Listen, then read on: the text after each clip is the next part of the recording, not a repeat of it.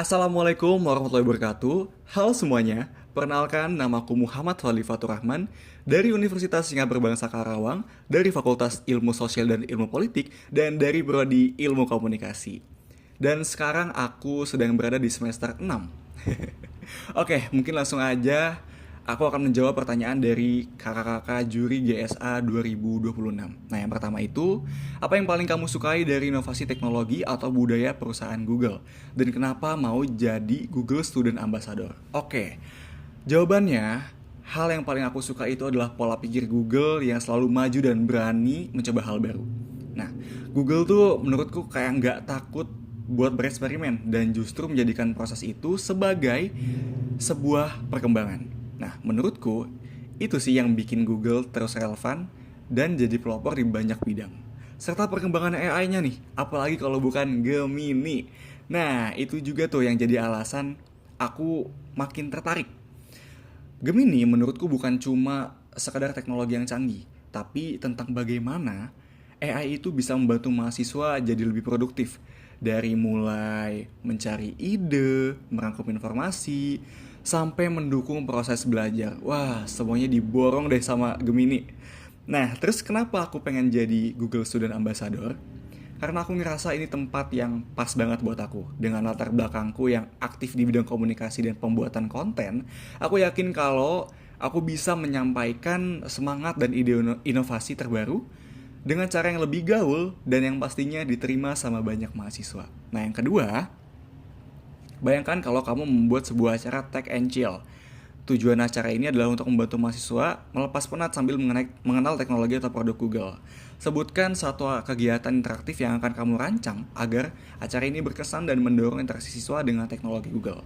Oke, kalau aku disuruh buat rancang, pertama-tama aku akan cari dulu nih target audiensku siapa. Nah, karena aku mahasiswa, aku akan menargetkan audiensku itu sebagai mahasiswa juga.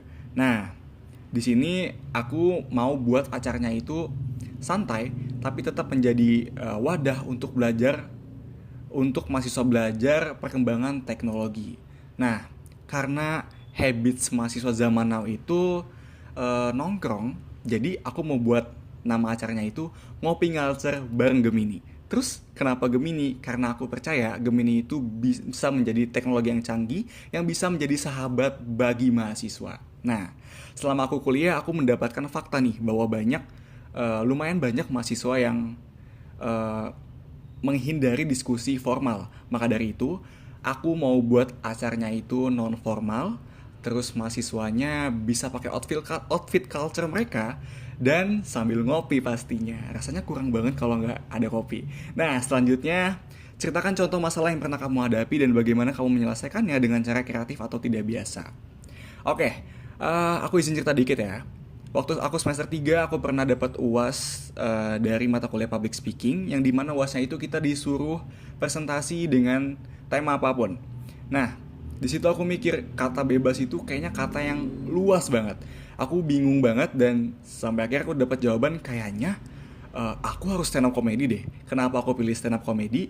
Karena aku ngerasa aku pengen beda sama orang lain.